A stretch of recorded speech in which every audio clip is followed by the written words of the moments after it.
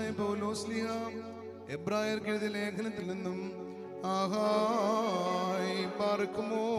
ശ്ലീഹായുടെ ഉടയവനസ്തുതിയും നമ്മുടെ മേൽ തന്നെ അനുഗ്രഹങ്ങളും എന്നേക്കും ഉണ്ടായിരിക്കട്ടെ.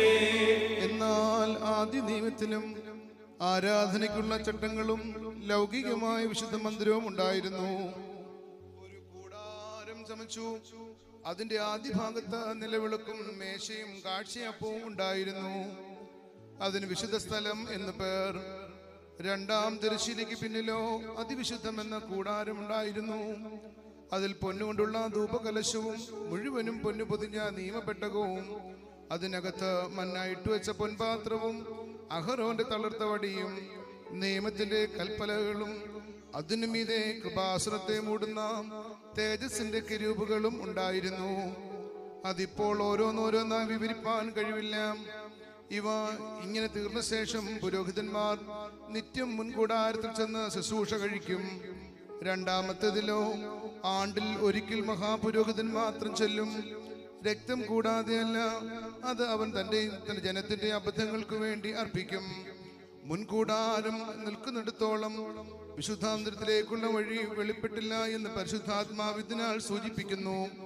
ആ കൂടാരം ഇക്കാലത്തേക്കൊരു സാദൃശ്യമത്രേ. അതിനൊത്തവണ്ണം ആരാധനക്കാരന്റെ മനസാക്ഷിയിൽ പൂർണ്ണ സമാധാനം വരുത്തുവാൻ കഴിയാത്ത വഴിപാടും യാഗവും അർപ്പിച്ചു പോരുന്നു.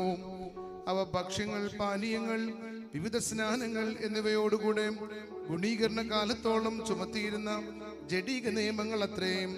ക്രിസ്തുവോ വരുവാനുള്ള നന്മകളുടെ മഹാപുരോഹിതനായി വന്നിട്ട് കൈപ്പണിയല്ലാത്തതായി എന്ന് വെച്ചാൽ ഈ സൃഷ്ടിയിൽ ഉൾപ്പെടാത്തതായി വലിപ്പവും തികവുമേറിയ ഒരു കൂടാരത്തിൽ കൂടിയും ആട്ടുകുറ്റന്മാരുടെയും പശുക്കിടാങ്ങളുടെയും രക്തത്താലല്ല, സ്വന്തം രക്തത്താൽ തന്നെ ഒരിക്കലായിട്ട് വിശുദ്ധ മന്ദിരത്തിൽ പ്രവേശിച്ച് എന്നേക്കുമുള്ള ഒരു വീണ്ടെടുപ്പ് സാധിപ്പിച്ചു.